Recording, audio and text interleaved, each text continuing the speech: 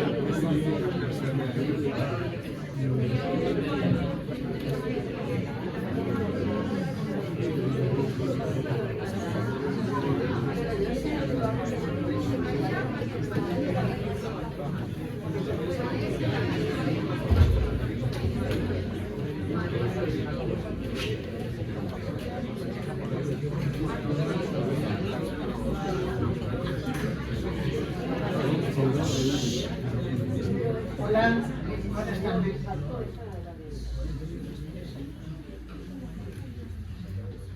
Buenas tardes, bienvenidos, bienvenidas. Me presento, soy Brígida de Fez, la vicepresidenta de la sección de Pensamiento Marginal, la cual acoge hoy la presentación del libro Yo soy la luz del mundo. La verdad es que es un lugar adecuadísimo para recibir este tipo de formato. La sección de Pensamiento Marginal muchas veces ni los socios sabemos para qué es, pero sí que es cierto que nos permite acoger pues, temáticas como esta.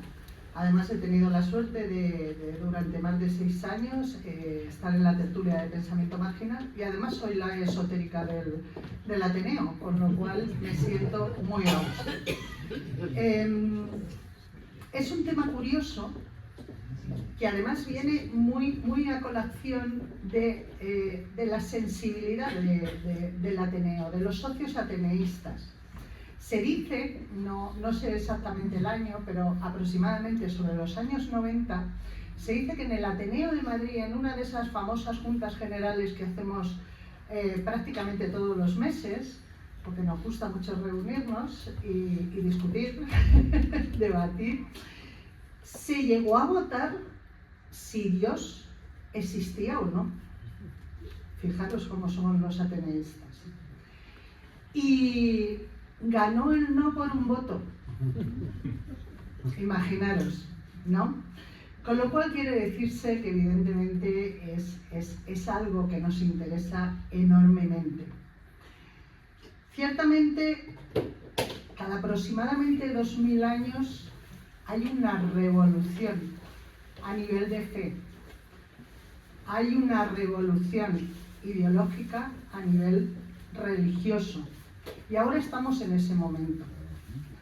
Un momento en el que estamos cuestionando todo, porque nuestra forma de ver la espiritualidad está cambiando.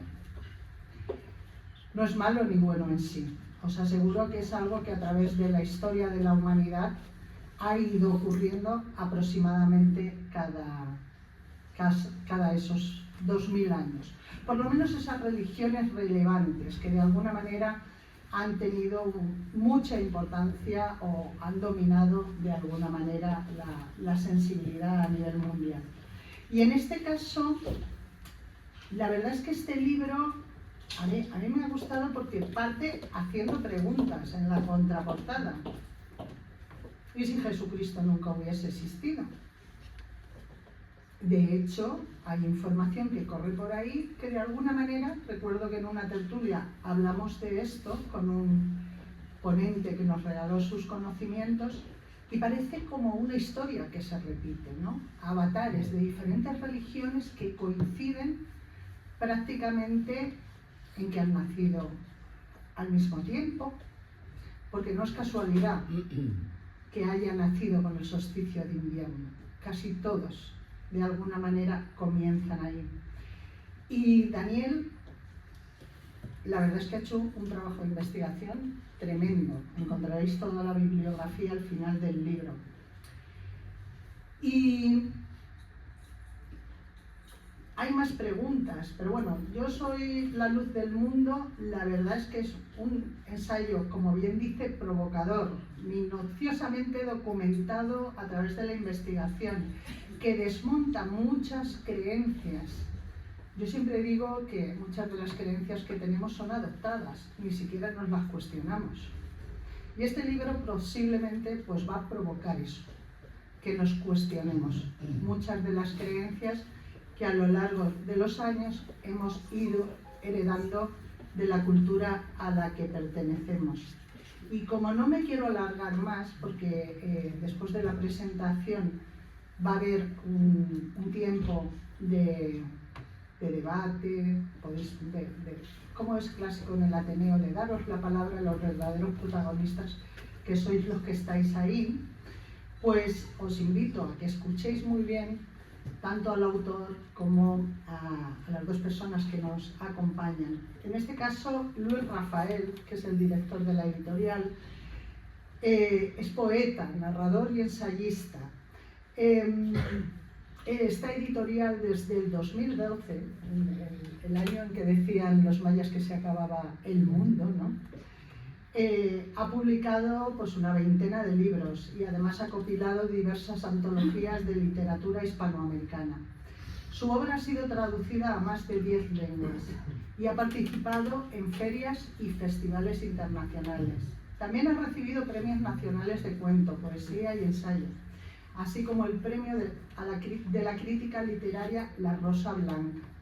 Es doctor en Filología Hispanoamericana por la Universidad Complutense de Madrid. Y ahora voy a pasar a presentar al protagonista. Daniel Gómez Visedo, el autor de este libro, es licenciado en Derecho por la Universidad Autónoma de Madrid, miembro de la Sociedad de Literatura Bíblica, una institución americana aconfesional que se dedica a investigar los textos bíblicos y además es consocio, compañero del Ateneo de Madrid.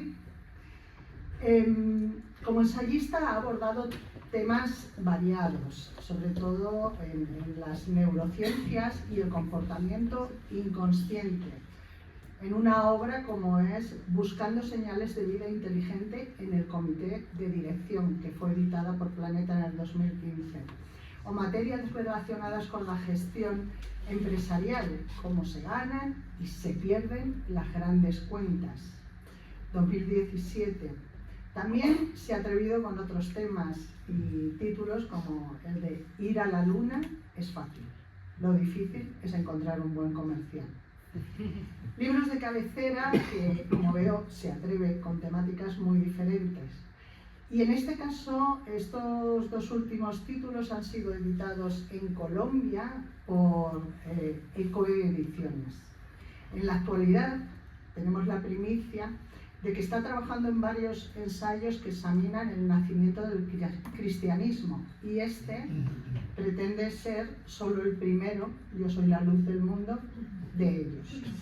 Así que tenemos que leerlo para poder seguirlo con los próximos. Bienvenido, y yo siempre pido un aplauso para que entren en calor y con ánimo.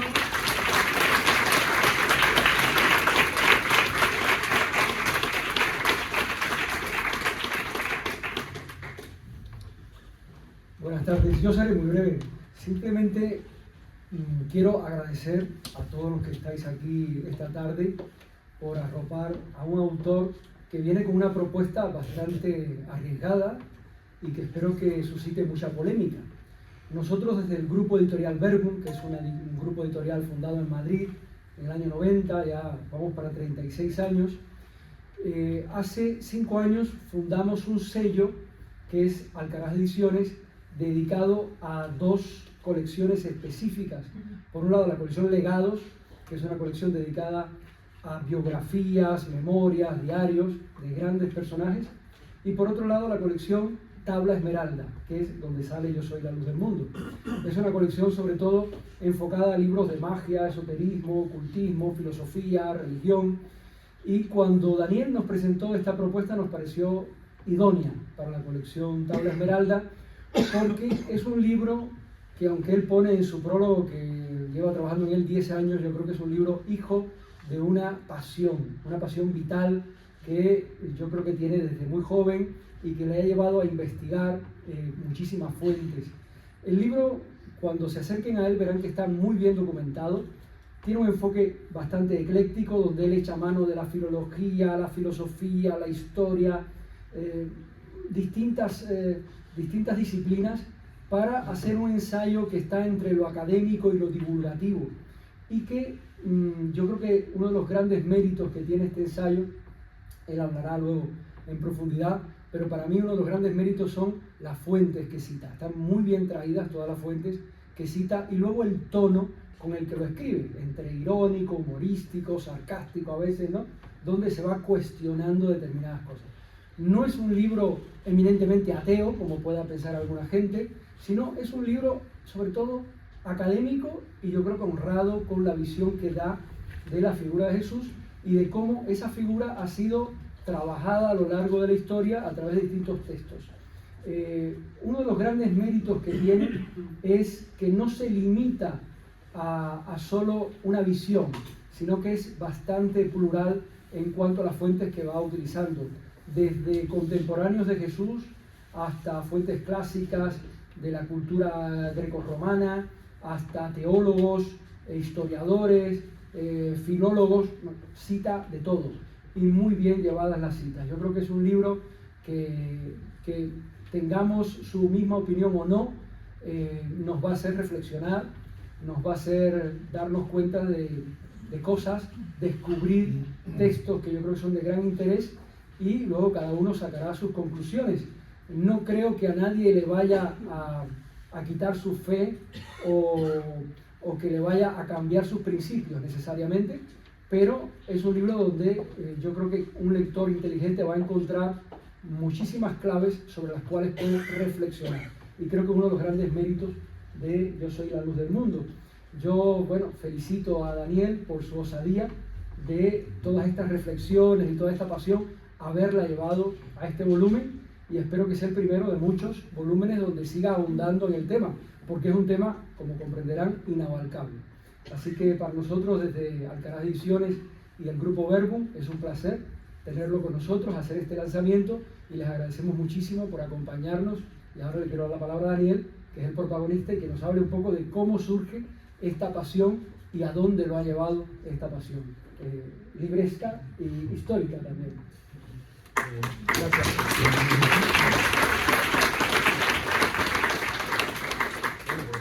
Buenas tardes. Mejor ahora. Ahora sí que son buenas tardes, mejores tardes. Bueno, pues mil gracias, por supuesto, a Brígida y a la sección de Pensamiento Marginal, porque me han acogido esta presentación, y eso es para mí muy relevante. Y a la editorial, especialmente porque, en verdad os digo, y así también ponemos un poco ya en contexto, que es más difícil para la editorial que escribir un libro. No es que para ninguna duda, yo creo que todos, si nos ponemos, escribimos un libro. Por encontrar editorial es otra cosa muy diferente. Yo estoy muy contento con Luis Rafael y, en fin, le agarraré de un brazo para que no se escape. Muy bien. Bueno, oye, quiero deciros dos cosas prácticas. Una, después de la presentación hay un cóctel en la cantina, así que luego tenemos tiempo de charlar. Es un cóctel largo, o sea que podemos estar toda la noche, bueno, no es toda la noche, pero un buen rato tomando algo, charlando y discutiendo de estos temas o de los que queráis. Y luego unos agradecimientos muy rápidos a mucha gente que me ha ayudado, porque un libro nunca es tarea de uno solo. Hay muchas personas que te ayudan de diferente forma, ¿no? Y entonces, por dar algunos nombres, y algunos se me olvidará y lo siento en el alma, y si veis que me olvido, levantéis el brazo y intento desfacer el entuerto. Pues mira, he tenido revisores, amigos que me han revisado el libro, como mi buen amigo Andrés, Luisma, como mi amiga Chiqui. He tenido ayuda para la búsqueda editorial, que es, como os digo, es la tarea dura de verdad, como Ritama, como Rocío Ranz, como Inés y como Ana Boix, que no puede estar hoy con nosotros. Y luego una promoción también, que es muy importante, en contacto con los medios, abrir puertas en medios de comunicación, pues también me han hecho una mano inmensa Chiqui y Manolo, que están por aquí con nosotros, y también Ritama, que como estoy organizando unos debates que queremos montar con teólogos sobre el tema, ¿vale? Entonces estamos trabajando, buscando, ya hemos contactado con un teólogo muy famoso de Madrid, que además concita multitudes, y creo que la gente va a escuchar en los homilías, se sientan en los pasillos y tal, que se llama Jesús Higueras. Yo no lo conozco porque tiene la iglesia en Aravaca y creo que es una persona que tiene muchísimo interés. A ver si hay suerte y acepta y podemos hacer un debate. Estamos buscando otras, incluso aquí en el propio Ateneo, estamos buscando también algún debate. Bueno, en fin, estamos muy activos con todo este tema. Y quiero daros las gracias especialmente a los creyentes que estáis aquí hoy, ¿vale? Porque los creyentes, estar aquí hoy es un ejercicio de tolerancia, y eso es muchas veces lo que nos falta. Hemos hablado muchas veces de la Tercera España, y es un debate que sale de forma permanente. Y para mí la Tercera España es todas aquellas personas que da igual donde estén, pero toleran al otro, y coexisten, y conviven. Entonces, estar aquí siendo creyente para mí es un ejercicio de tolerancia. Os lo agradezco especial, porque es fácil ser ateo. Yo soy ateo, lo que conozco. Todo lo ateo que puede ser un español, como decía Max Out, que tiene mucha razón. Los ateos españoles somos una figura un poco pintoresca. Bueno, pues venga, vamos al fondo. Mira, es imposible, voy a intentar ser breve también, no quiero aburriros. Prefiero luego tomar una cerveza y charlar que soltaros aquí pues, un leñazo importante sobre las fuentes históricas, porque es un tema complejo. Entonces, he estado pensando cómo organizar esta charla. El libro tiene 5 capítulos y dije, bueno, pues voy a hacer un resumen de cada uno de los 5 capítulos. Pero dije, es imposible, es que hacer un resumen de algo tan complejo es que no es nada. Y dije, no, venga, los 2 principales. Y tampoco me salían las cuentas. Total, que voy a hacer una cosa que se llama, voy a hablaros del siglo I de nuestra era. ¿Vale? Y en ese siglo I van a entrar cosas, personajes, documentos, historias, para tener un contexto claro de qué ocurrió en aquel momento y qué pasó. De las fuentes disponibles, porque en realidad, en este mundo hay mucha especulación. Seguramente yo también especulo mucho en el libro, o sea, que no digo que yo sea ajeno a ello, pero que es muy difícil desbrozar y sacar la realidad, porque hay escritas toneladas de libros de este tema, casi siempre controlados un poco por la ortodoxia eclesial, como es obvio, porque son los que dictan la doctrina oficial en este tema. Pero claro, desligar de ahí fechas, autores, datos, no es sencillo. Entonces, bueno, nos vamos al siglo I de nuestra era. Como sabéis, Jesucristo, cuando digo Jesucristo, podría decir siempre el supuesto Jesucristo, no voy a hacerlo, porque si no, esto suena un gorro. Entonces, cuando hablo de Jesucristo, supóngase o téngase en cuenta que estoy diciendo el supuesto Jesucristo. ¿Vale? Con todo el respeto, porque lo que no quiero es herir a ninguna sensibilidad. Si veis que se me va la mano, levantéis la mano y me advertís. Y yo enseguida bajo el tono, que a veces me vengo arriba. Bueno, siglo I. Jesucristo vivió en el primer tercio, ¿no? Más o menos en el año 33 fue cuando vivió desde el momento cero, supuesto cero, hasta el 33.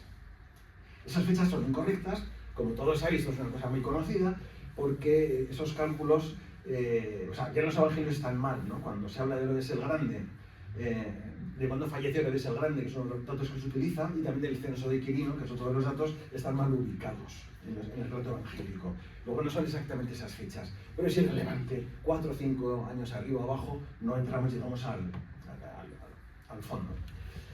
Bien, para mí lo más interesante y el indicio más claro es que muere una persona, muere Jesucristo, que había resucitado a muertos, había curado a enfermos, había congregado a multitudes, había convertido 2 peces y 2 panes en cientos, en miles de peces y panes para dar de comer a las multitudes, había sacado endemoniados, en fin, una locura de vida. Y cuando fallece, nadie dice nada, no aparece ningún documento, ninguna referencia, ninguna. En aquel siglo coexistieron en esa misma época y territorio en Palestina 3 autores judíos, muy importantes, ¿vale? Filón de Alejandría, Justo de Tiberíades y Flavio Josefo. Ni Justo de Tiberíades ni Filón de Alejandría dicen nada. Y Flavio Josefo, que era el fuerte porque escribió, entre otras varios documentos, un libro enciclopédico titulado Antigüedades Judías, que es donde cuenta la vida del pueblo judío y donde él vivió en el siglo I y contó y habló de Herodes y habló de todas, de Caifás, de muchos personajes que salen en los evangelios, aparecen en Flavio Josefo, ¿vale? O sea, es, digamos, el más sólido historiador de la época. Pero en Flavio Josefo no aparecía nada, supuestamente, porque sí aparece. Pero aparece de repente en el siglo IV una pequeña referencia a la vida de Jesucristo en un sitio que no le corresponde en el siglo IV y de mano de un falsificador conocido que se llama Eusebio de Cesarea. Eusebio de Cesarea falsificó de todo. Falsificó una carta que escribió el supuesto Jesucristo a Abdarus, el rey de Edesa. Falsificó cartas que se cruzaron entre ellos los padres apostólicos. En fin, se inventó toda la origen de la Iglesia porque no se sabía nada. Y entonces de repente aparece de forma extemporánea algo que se conoce como el testimonio flaviano, que realmente, de verdad, es la única prueba, entre comillas, que existe de la existencia de Jesucristo en el siglo I. Luego hablaremos un poquito más, porque esto tiene más recorrido. También avisarme, si me voy de 15 o 20 minutos, avisarme, que no quiero tampoco. Pero es que es un tema tan apasionante.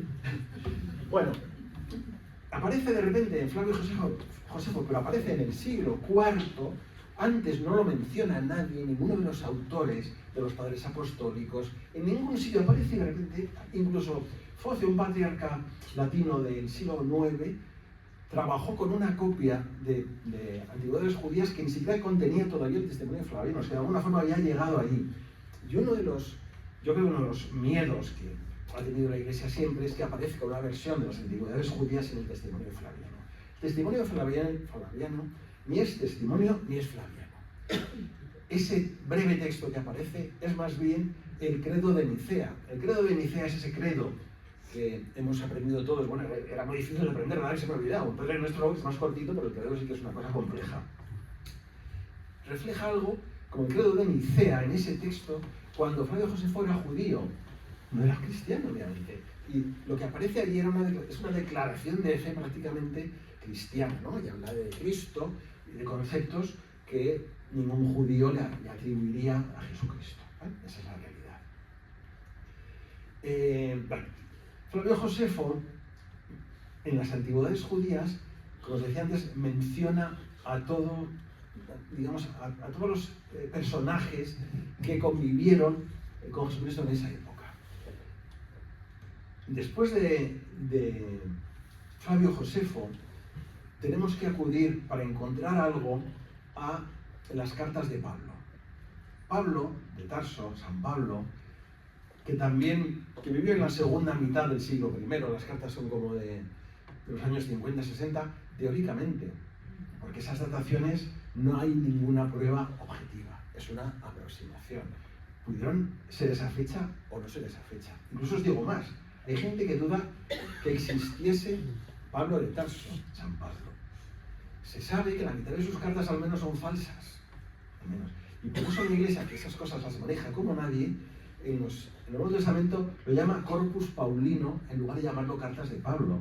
Porque claro, realmente no son las cartas de Pablo. La mitad se sabe que no son, y la otra mitad sí. Pero realmente el verdadero creador del cristianismo es Pablo de Tarso. Sí existió. Hay autores que dicen que no existió y que hubo otro personaje, Mación, que era un rico comerciante del norte de África, que puede haber sido también el verdadero creador del cristianismo. Por esto es como un juego de matrioscas en la que abres una y sacas otra y no tiene fin. Y luego aparecerían, porque eso es la primera vez que aparece una referencia a Jesucristo, es en las cartas de Pablo. Antes no había aparecido nada. San Pablo no conocía a Jesucristo. Nadie que conociese a Jesucristo ha dejado escrito nada. Ninguno de los personajes cercanos a Jesucristo, los apóstoles, la Virgen, el propio Jesucristo, ¿sabes? No hay ninguna tumba a la que acudir, no hay ninguna referencia, no hay ningún sitio. No se pueden, bueno, si vais a Jerusalén y vais, o sea, el huerto de Getsemaní es un huerto que, bueno, pues puede serlo o no, porque no hay un calvario, no hay el sepulcro, se había mantenido, no como una referencia. Los pocos sitios que tienen una denominación vinculada al cristianismo los identificó a su libre albedrío Helena, la madre de Constantino, en el siglo IV. Porque sabéis que en el siglo IV Constantino legalizó el cristianismo y le dotó de privilegios, como por ejemplo no pagar impuestos, privilegio que se mantiene hasta hoy en día. Entonces Helena llegó en el siglo IV, 300 años después de la supuesta vida de Jesucristo, y empezó a decidir dónde había nacido, dónde había estado la Veracruz, dónde cogió unos clavos que pensó que eran los de Jesucristo y se los envió a Constantino, que los puso en la herida de su caballo. En fin, o sea, la historia de esos primeros siglos es más que confusa y oscura, es casi legendario todo. La Virgen María, por ejemplo, para daros un detalle, en teoría había muerto, pero en el siglo XX se decidió por un papa que había resucitado y había ido al cielo, por lo tanto no existía tal tumba, ni no había que buscarla. Pero claro, por ejemplo, este papa dice, cuando dictamina esto, que va a ser sensible, disculpadme, dice, es verdad divinamente revelada que la Virgen María, siempre asunta, ascendió al cielo, bla, bla. Claro, cuando dices divinamente revelada, es que te lo ha revelado Dios, digo yo. O sea, tengo otra posible interpretación esa frase. Pero claro, nadie dice cuándo Dios lo dijo, cuándo se apareció, a qué hora, y a quién fue y en qué tono lo dijo, ¿no? Porque en el siglo XX se dio de repente, que antes eso no había existido nunca, que había ascendido al cielo, pues como veis es una construcción un poco para ir tapando agujeros, ¿no? En un barco que agrieta y te vas tapando un poco esos agujeros. Bueno, hay dos, yo diría que aparte de Flavio Josefo hay otros dos elementos críticos que hay que valorar en este siglo I, ¿no? Uno son los esenios. Los esenios era una secta judía que vivía en un lugar llamado Qumran, que seguramente habéis escuchado muchos de vosotros, de donde vienen los manuscritos famosos del Mar Muerto. En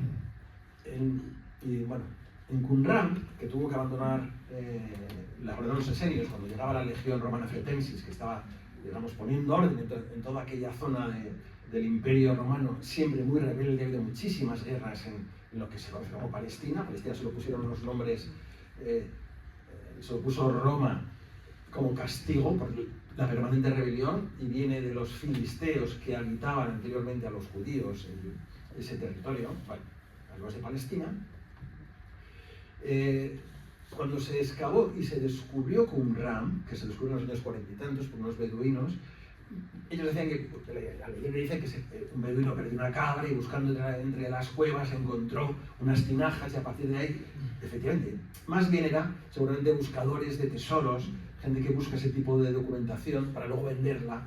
Y de hecho hay muchísimos manuscritos de Qumran que han desaparecido y están en manos privadas de alguna persona con mucho dinero que lo tiene en su casa, porque los que hay, se montó un equipo de supervisión y de interpretación y de traducción de esos textos que iban apareciendo. Y la Iglesia puso al frente a Roland de Vaux.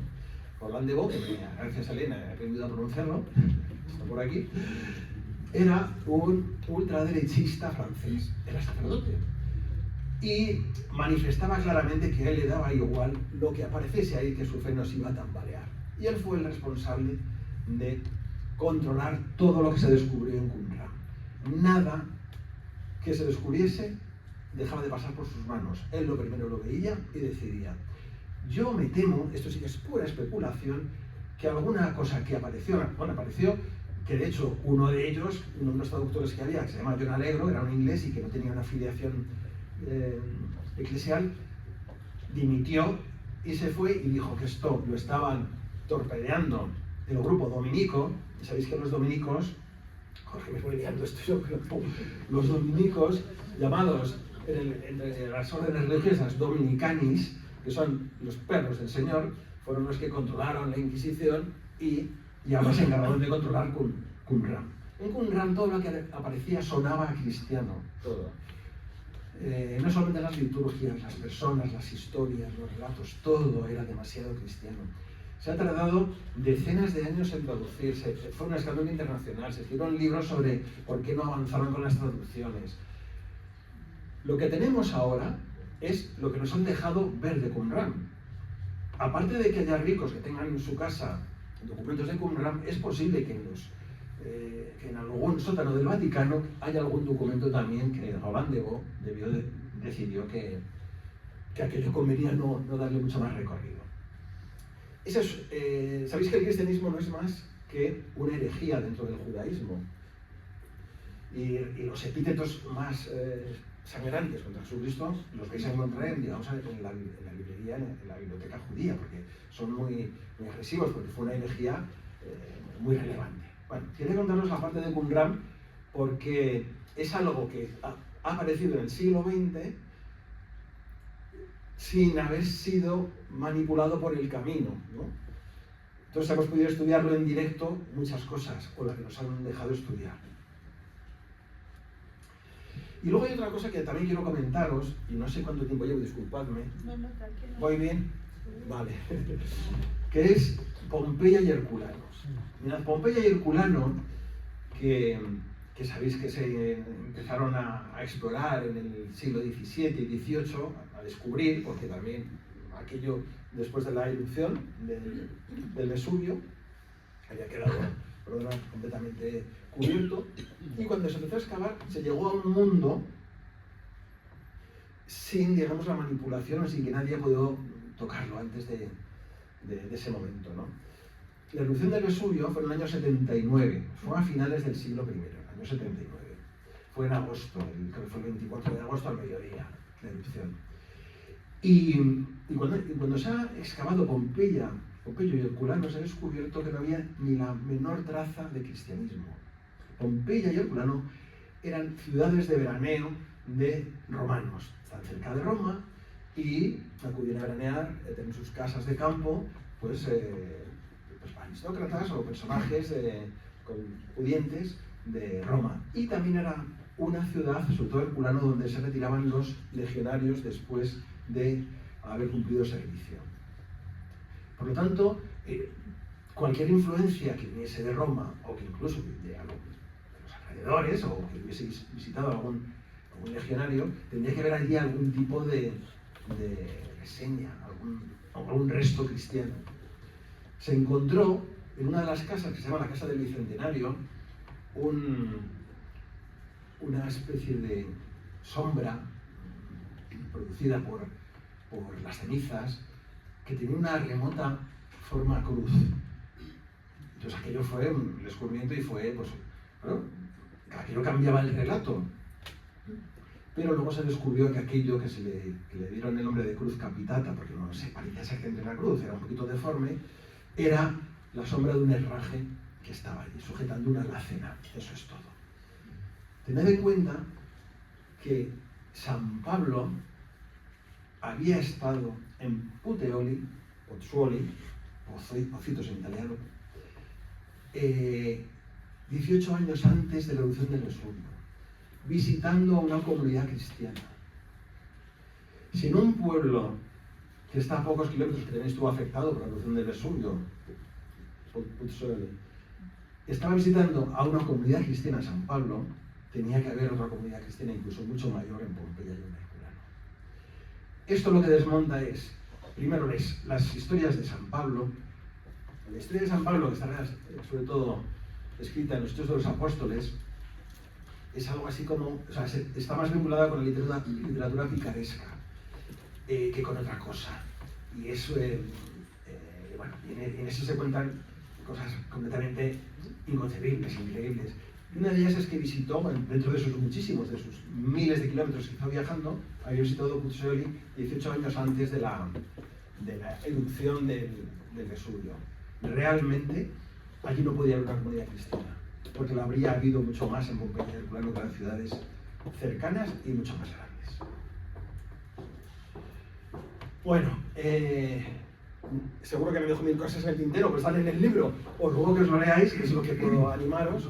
Y ahora lo que vamos a hacer, si os parece bien, es charlar un poquito, quien quiera preguntar lo que le parezca oportuno, y luego, por supuesto, con una cerveza, que es mucho más agradable, seguimos charlando. Así que nada, hasta aquí mi charla y 1000 gracias. Rompo el hielo.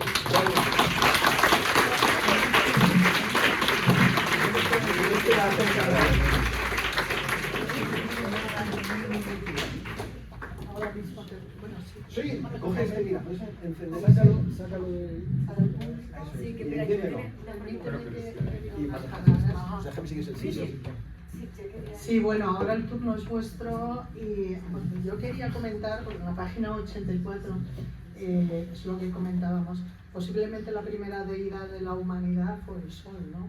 Como dador de vida. Y parece que el nacimiento de Jesús, o por lo menos cuando lo celebramos, tiene mucho que ver con esto, con el solsticio de invierno, cuando el Sol, la luz, comienza a ganar terreno a la oscuridad.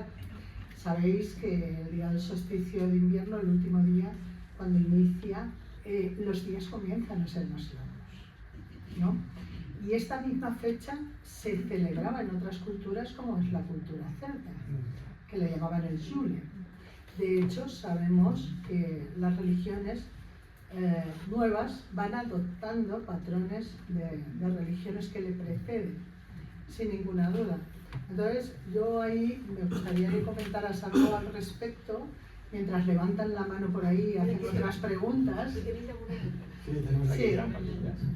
Ibas a preguntar. Sí, bueno, nada, responde a original en 2 minutos, ¿vale? Porque es que es otro tema y tiene un recorrido bárbaro.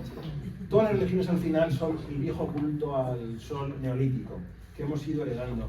De hecho, el culto al sol y todas las religiones que conocemos modernas en esta zona del mundo vienen también a través de Egipto, el budismo, Egipto, hemos hablado de Mitra, de Persia, hay tantos temas, pero ya en Egipto se pasa del politeísmo al monoteísmo, que es un momento crítico, porque el politeísmo es mucho más festivo y menos intolerante que el monoteísmo. El monoteísmo es muy intolerante, establece normas muy estrictas.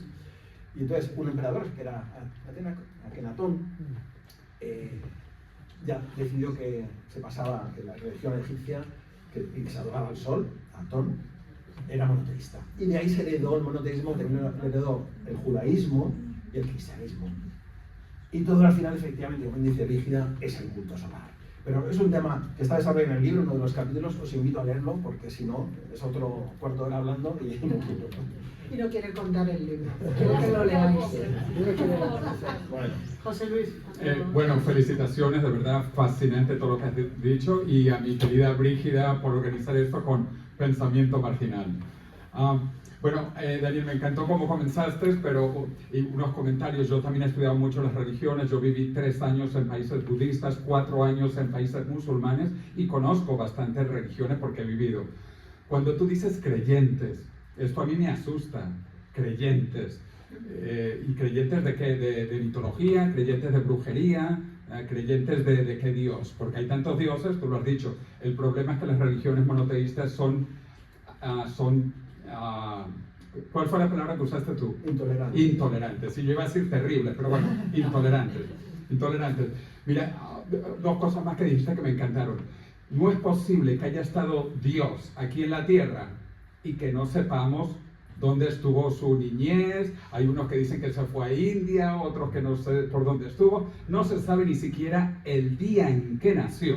De hecho, el día de Navidad es una fiesta pagana, adoptada por los cristianos. O sea, es un desconocimiento tan terrible si estuvo Dios. Hace 3 meses estuve en el Museo Topkapi en Istambul, porque los musulmanes justamente han tratado de demostrar la historicidad del profeta Mahoma, totalmente, a diferencia de Jesucristo, que no hay absolutamente ninguna prueba. Y una de las pruebas que tienen del profeta Mahoma, que yo no creo en profetas igual, pero bueno, es que tienen un pelo de la barba en ámbar.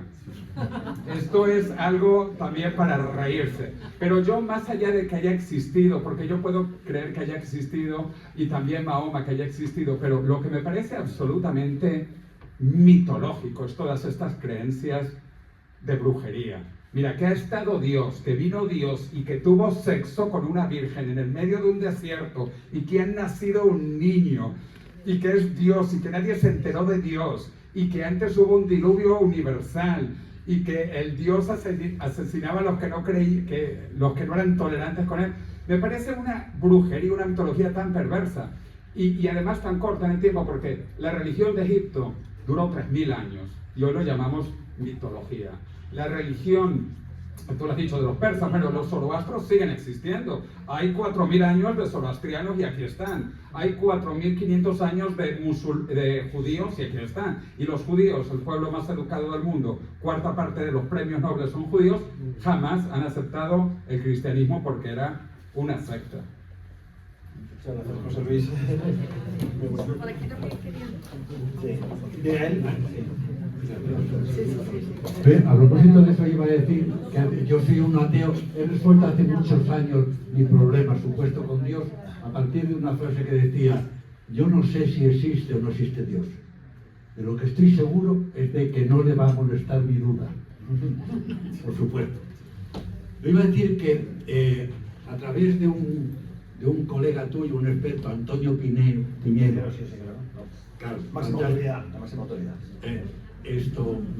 Leí algo mal, supongo, de Flavio Josefo, y lo recuerdo mal, pero siempre me sorprendió porque conozco a varias personas. Antes te hablaba de un jesuita que tiene un trabajo demostrando la no existencia de Jesucristo. Como de pronto yo recuerdo que Flavio Josefo dice algo así como: se habla de un tal Jesús que andaba por aquí. ¿Por qué dice eso?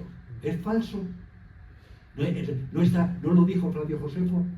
O sea, tal cual esa frase que has dicho, Miguel, yo no la reconozco. Hay solamente... No te fíes mucho de mi memoria en ese aspecto. Algo así, hablaba de algo de Jesús, que hablan de un tal Jesús. Hay solo 2 citas en Flavio Josefo de Jesucristo. Una, cuando... Está en el libro, ¿no? Sí, están las 2, sí. Cuando se habla de Santiago, el hermano, el supuesto hermano de Jesucristo, él aclara, hermano de Jesús, ¿vale? Flavio Josefo. Bueno, no, por eso otra interpolación, mucho más modesta, pero que se ve que alguien decía: hombre, si se menciona a Santiago, hay que mencionar a Jesús, ¿no? O sea, el que estaba copiando, el copista que sería cristiano, dijo eso, ¿no? El problema es que Jesús aparecen 14 diferentes Jesuses en antigüedades judías. Como es imposible que nadie sepa a quién se refiere si no lo tienes tú en la cabeza ya, que estás hablando de Jesús. Y luego está el testimonio flaviano, en el que prácticamente se parece mucho al credo. al credo de Nicea. Nicea fue el primer concilio de la Iglesia Católica. Fue en el siglo IV. Y una cosa muy curiosa que a mí me llena de estupor es que los 4 primeros concilios de la Iglesia Católica estuvieron convocados por emperadores romanos y no por papas ni obispos. Hay una corriente de personas que piensa que fue el Imperio Romano el que creó el cristianismo para adoptar una religión única a todo el imperio.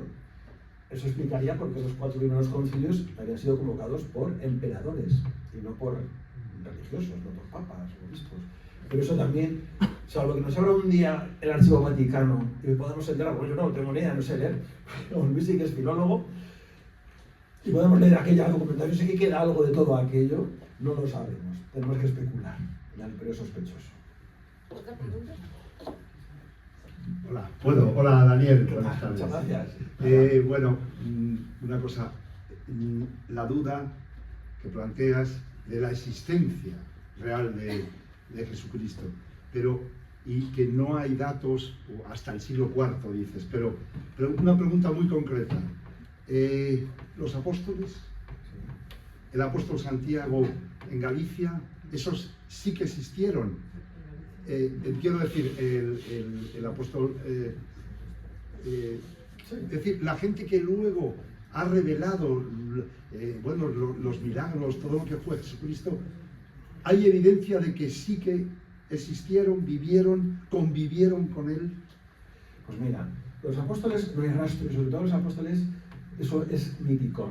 Son 12 apóstoles porque había 12 tribus de Israel, porque había 12 signos del zodiaco, porque era un número mágico que había que aplicar con los apóstoles. En otras citas, en el Nuevo Testamento, se mencionan hasta 500 apóstoles o 500 seguidores.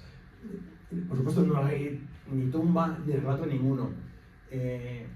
Santiago, yo sinceramente dudo mucho que haya venido a Galicia y menos una balsa de piedras, no se supone que vino. O sea, entiendo que es todo muy mítico. Había, fíjate, otra cosa curiosa que no se contó tantas cosas. Hubo en el siglo I un filósofo griego que se llamaba Apolonio de Tiana. Apolonio de Tiana, conocido en aquel tiempo por el Anticristo, no nos ha llegado porque a la Iglesia, entre otras muchas cosas, ha encargado de cargarse todas las biografías, entre comillas, evangelios escritos sobre Apolonio. Solo nos ha llegado uno de Filóstrato, la única que tenemos, de Apolonio de Tiana. Pero Apolonio de Tiana, a su madre se le apareció una virgen, hacía milagros, curaba enfermos, todo lo que vivió, o sea, la vida de Jesucristo está en Apolonio de Tiana, que era un filósofo del siglo I, del que no tenemos, por suerte, nos ha quedado por un rebote de esos milagrosos a través de la Iglesia bizantina, nos ha llegado un ejemplar escrito por Filóstrato, también muy lejano, es del siglo IV, Filóstrato, luego también habla de oídas. Nadie que conoció a Jesucristo escribió nada, ningún apóstol, por supuesto. Y los nombres de los 4 evangelistas están inventados. No fueron 4. Escribieron más de 30 los evangelios y se mezclan. Y de hecho, en 2 evangelios se repite el mismo milagro 2 veces. O sea, hay 6 milagros que es el mismo, 2 en dos evangelistas. En fin, y así todo. No me he querido meter en los evangelios, porque aquí también hago un repaso de por qué no son creíbles, ¿vale? Pero tened en cuenta que nada de lo que podáis leer está escrito por nadie que conociese a Jesucristo. Es todo muy posterior. Los evangelios se meten con forceps a finales del siglo I para acercarnos lo más posible a la figura de Jesucristo. Y cuando aparecen, por ejemplo, los evangelios gnósticos en Nag Hammadi, que eso fue otro descubrimiento maravilloso, porque apareció, o sea, nadie pudo tocarlos desde que se enterraron allí en una de las gracias eclesiales en Egipto. Cuando se encontraron los evangelios gnósticos, que te dan otra visión de Jesucristo completamente diferente, nada que ver. Hay unas cosas que digo en el libro porque a mí me han impresionado de cómo era el niño Jesucristo. Son todas mentiras, o sea, no os creéis nada, pero es impresionante el cariz que tomaba. Bueno, pues esos evangelios de Nag Hammadi, que son igual, hablan de Jesucristo, igual que San Marcos, San Mateo, Lucas y Juan, los han enviado al siglo entre 2 y al IV. Claro, la brunete teológica se encarga de eso, no puede estar cerca de Jesucristo. Entonces lo ubica ya entre el 2 y el 4. y los evangelios están tal. Yo quiero deciros una cosa, y lo he dicho en una entrevista que me han hecho los tan amables en la agencia EFE, que por aquí tenemos varios amigos de la agencia EFE. Bueno, yo os digo, se puede ser cristiano aunque no está Jesucristo, de verdad, porque Jesucristo no creó el cristianismo, lo creó San Pablo, tomando una ideología preexistente ya, heredada de otras religiones, esencialmente de los esenios judíos.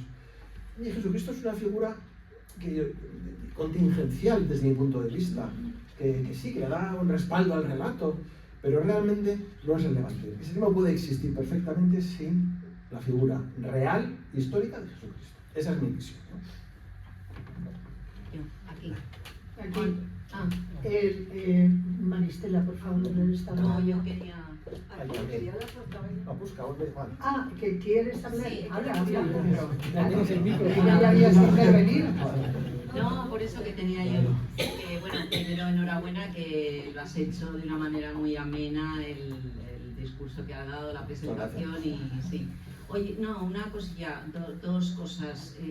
Por ejemplo, cuando dices que debería de saberse dónde está la tumba de Jesucristo y de la Virgen, no tiene por qué, porque realmente de Cleopatra, que se sabe que existió, no se tiene ni idea, y de muchos otros personajes históricos no se tiene ni idea de dónde están enterrados, con lo cual eso me parece que no es relevante, vamos, el que no se sepa, y menos en un momento dado en que Jesucristo, si es que existió la figura histórica, hasta más adelante no eran, bueno, pues si era realmente un carpintero o no sé qué, lo que fuera, pues a nadie le importaba un bledo, como, vamos, quiero decir que en ese sentido no era una figura que nadie escribiese de él, más que luego sí se expandió el cristianismo. Y luego lo que dices de esto, ¿cómo se llama?, de los emperadores romanos, las persecuciones que hubo a los cristianos fueron tremendas por parte de Nerón, porque eso sí que está documentado, que entraban que los metían en el Coliseo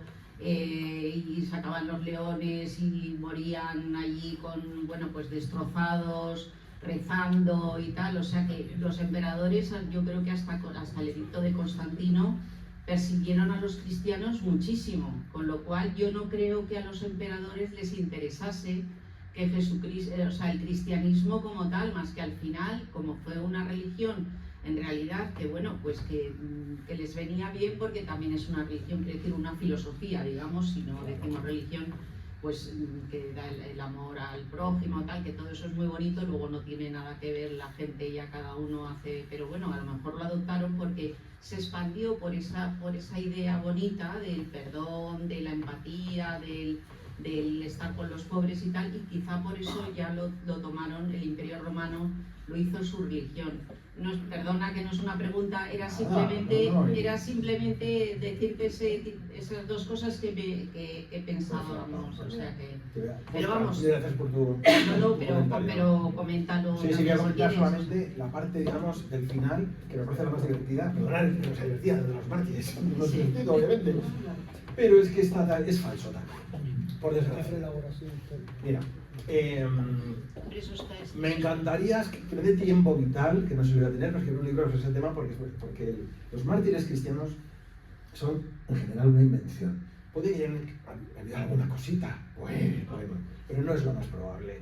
Mira, San Pablo, que cuenta en los Hechos de los Apóstoles algunos de esos martirios, cuenta unas cosas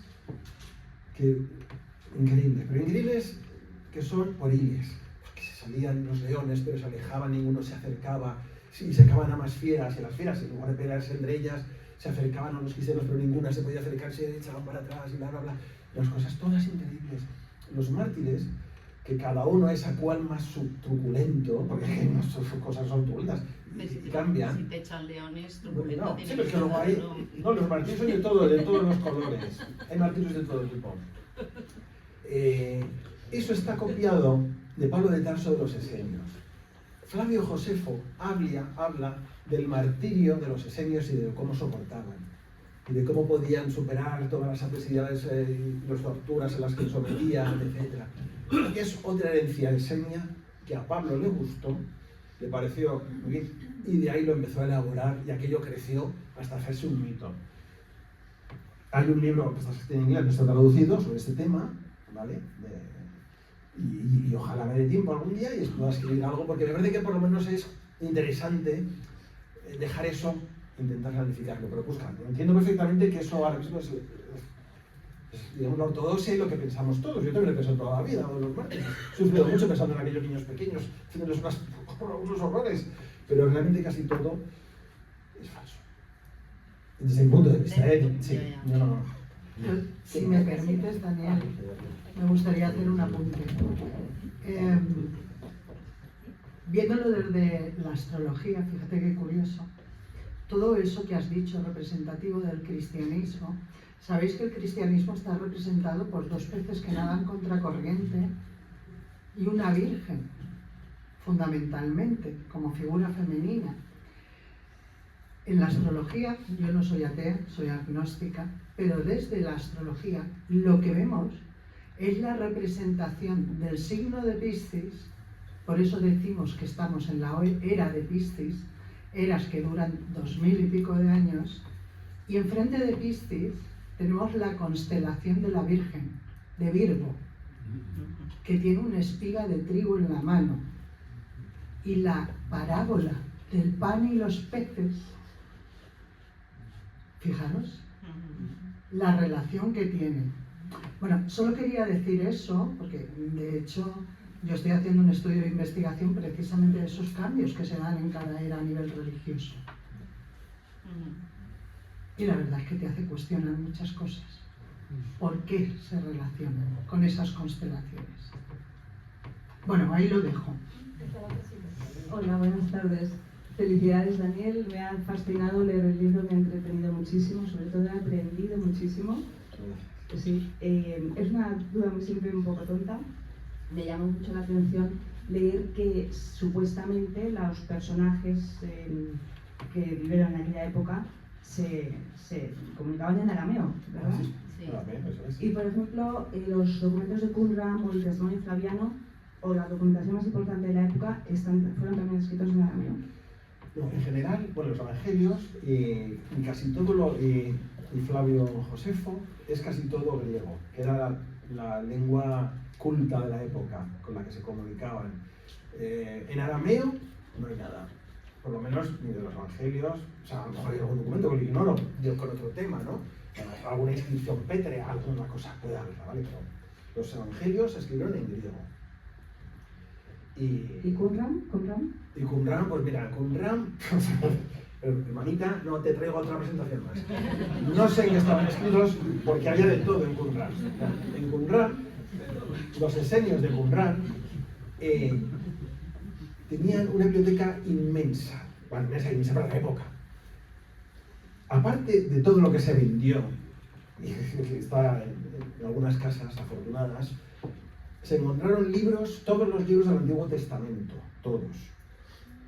Del que más había es de Salmos. Nos he contado una cosa muy interesante, que Salmos, que es un libro del Antiguo Testamento, que se fue escribiendo entre muchísimos siglos, un porcentaje muy elevado de las frases atribuidas a Jesucristo están tomadas de Salmos. ¿Por qué? Porque quien escribe el Evangelio y tiene que inventar, crear, atribuir una frase a Jesucristo, no se atreve, le tiembla la mano y va a Salmos. Y dice, bueno, esto lo escribió el rey David, así que aquí nadie me va a reñir por haber dicho esto, ¿no? Y de hecho, Salmos, que debía ser el libro que más circulaba en la época, hay 36 copias de Salmos en Qumran. Y en Qumran no hay otra cosa que tampoco os he contado, porque no está una cosa que se llama el documento Q. El documento Q es una construcción teórica de los teólogos para decir que algo de Jesucristo quedó por escrito pero que se ha perdido. Entonces se le llama documento Q, por Quell en alemán, fuente, y que supuestamente recogió los dichos de Jesucristo. Ese documento Q no está en ningún lado, por supuesto, es una construcción teórica, pero les permite, primero a los teólogos, que también tienen que dedicar su tiempo a algo, obviamente, decir que hay una continuidad en el relato, ¿no? Que ha llegado algo desde el principio. Pero, por ejemplo, ese documento tendría que haber estado en la librería de los Esenios, porque tenían todo lo que había en aquel momento, pero no estaba. Bueno, perdona por este excursus. A ver.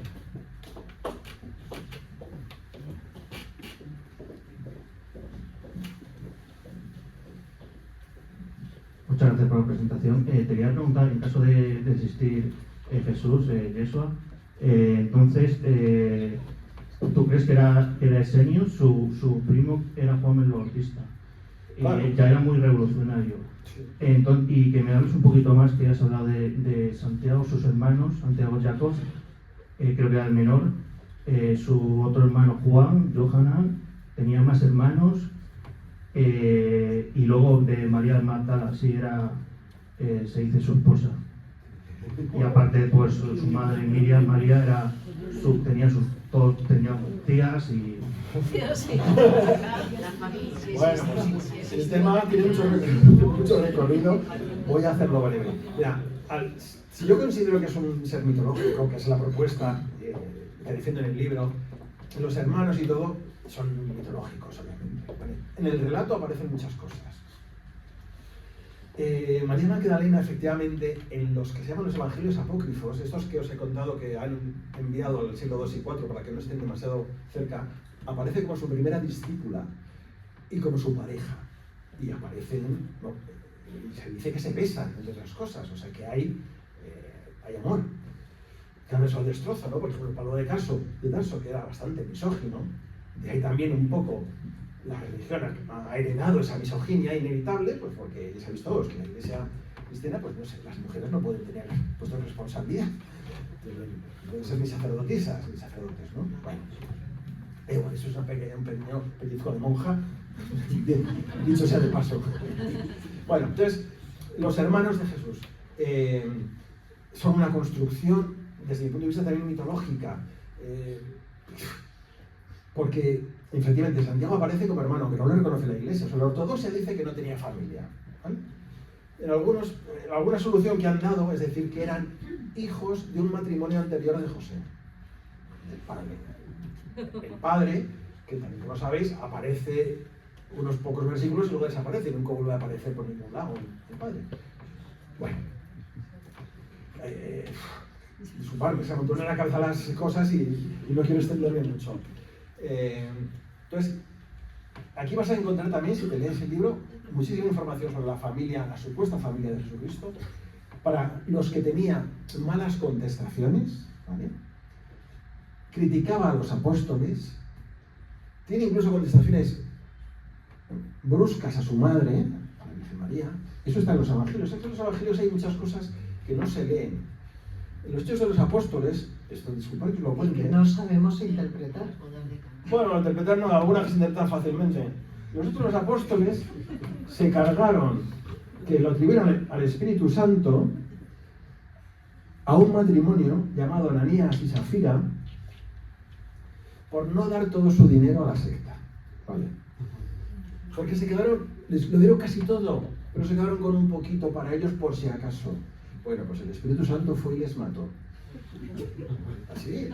Yo estoy seguro que esto, que no se lee hoy en las homilías, pero se debió leer mucho en la Edad Media y estaban asustada la gente, claro, y daba todo lo que podía, ¿no? Entre otras cosas. Hay historias muy complejas de interpretar. Jesucristo se le atribuye literalmente las parábolas, que no hay una parábola que tenga sentido. Dice, bueno, lo digo de memoria por si no me va a costar encontrarla. Dice, a mis enemigos degolladles en mi presencia, y a quien no tiene nada, quitarle todo y dárselo al que ya tiene todo. Más o menos, he teorizado un poquito la literalidad, pero esto aparece así. En otra parábola, envía al infierno, en la parábola de los talentos, porque en lugar de sacar rentabilidad, guardó el dinero y luego se le devolvió. Y dijo, no, hombre, hay que sacar rentabilidad. Y le envió al infierno pero no sacado rentabilidad. Y premió a los que habían sacado rentabilidad al dinero. Dani, ¿tú te has leído unos evangelios? ¿Qué te has leído? Es que claro, ¿Qué evangelio? Perdona, Dani, ¿qué evangelio es eso? en estos son los tuyos, Amparo, y los míos. Pero Los tuyos. dice eso. Dice eso. Pero si No habla Yo siento decir eso, Amparo. el evangelista, el versículo. Todo, está aquí todo, lo tienes todo aquí. Está aquí Es ahí lo sí. referenciado. Todo. Si quieres me escribes o me llamas, cuando lo hayas leído me dices, oye, ¿esto qué es? Yo te lo y te doy mi opinión. No, en los oficiales, en los Oficiales FETE, de la iglesia. en los actuales, Que no concuerdan en muchas cosas, comenzando con la fecha del nacimiento de Jesucristo. Hay otra parábola en la que castiga a 5 de sus mujeres, bueno, no él, sino en la parábola, porque no salen a recibirle con la lámpara encendida con aceite. Bueno, es una cosa que no sé qué parábola tienes. O sea, es todo así, ¿no? No, que la parábola no es tal parábola, es que son 9 vírgenes que están con las lámparas encendidas, esperando que llegue el fin del mundo, que no te coja el fin del mundo sin tu lámpara encendida. Eso es lo que me enseñó. Esa es la interpretación, pero eso no es la literalidad. No, la literalidad dice que se las carga. No se las carga. ¿Qué es la Yo literalidad? no me acuerdo qué castigo los aplica porque... Bueno, Pero a 5 que no salen con aceite a recibir al Señor, las castiga. Pero bueno, yo os invito a leer porque es que en los evangelios hay muchas cosas que nunca se han leído y están ahí y te generan las dudas de decir, ¿y esto qué es? ¿Qué hace aquí esto? ¿Qué explicación tiene esto? Sí, ¿cómo lo ves? No, yo simplemente, como editor que leí el libro y que lo disfruté, el libro lo que permite es ese tipo de análisis de las incoherencias que hay en la historia, de las incoherencias que hay en la biografía del personaje y también de las posibles reconstrucciones que se van haciendo a lo largo de la historia interesadas y las interpolaciones que hay en los textos, porque ustedes saben que muchos de los textos que conservamos en la época clásica y demás son textos que se han copiado en monasterios a lo largo de muchos años, ¿no? Sobre todo a través del medioevo. Y en esas reescrituras de códices y de manuscritos, pues hay evidentemente interpolaciones. Y algunas yo creo que las demuestran muy bien filológicamente, porque hace un análisis y donde lo vemos claro de que esto no era del texto original, ni guarda relación con el lenguaje, ni con la filosofía del momento, ni incluso coherencia con el propio texto. Son cosas que se ve que están metidas a la fuerza ahí para conseguir un determinado mensaje que se está reconstruyendo después. Entonces yo creo que, bueno, podríamos estar toda la noche aquí debatiendo, pero lo interesante del libro es que el libro nos da una guía de interpretación y yo creo que además lo hace con un criterio muy ecléctico, porque toma de muchas disciplinas, y luego también lo hace con mucho humor, que eso se agradece. El libro es ameno, no es un libro académico, al uso, que nos aburra, no, es muy ameno porque hay mucha ironía y mucho humor en los tratamientos que va dando, ¿no? Yo recuerdo, por ejemplo, cuando hablaba este episodio que él citaba de los martirios de algunos mártires, ¿no? Y las cosas que hacía, bueno, es todo, cuando él lo presenta y la manera en que lo presenta, bueno, te echas a reír, evidentemente, porque dices que esto es verdad, no es verosímil, se ve que es una reconstrucción, incluso ves el carácter de quien lo ha reconstruido, ¿no? Que si era muy pacato, que si era demasiado, ¿no?, fundamentalista en la manera en que lo reconstruye, y eso lo podemos rastrear en el libro. Por eso yo les invito a que lean el libro, a que lo disfruten, y después de haberlo leído, pues que le escriban al autor y que le digan también que seguramente de aquí saldrán otros nuevos libros. Así que te felicito, Daniel, ¿no? Y yo creo que no es bueno que sigamos extendiéndolo, sino simplemente invitarles a que lean el libro, a que lo disfruten y felicitarte por este alumbramiento, ¿no? Muchas gracias. Yo para cerrar, sé que es difícil atreverse a leer algo que puede cuestionar tus creencias, pero vale la pena. Así que, haz los comentarios.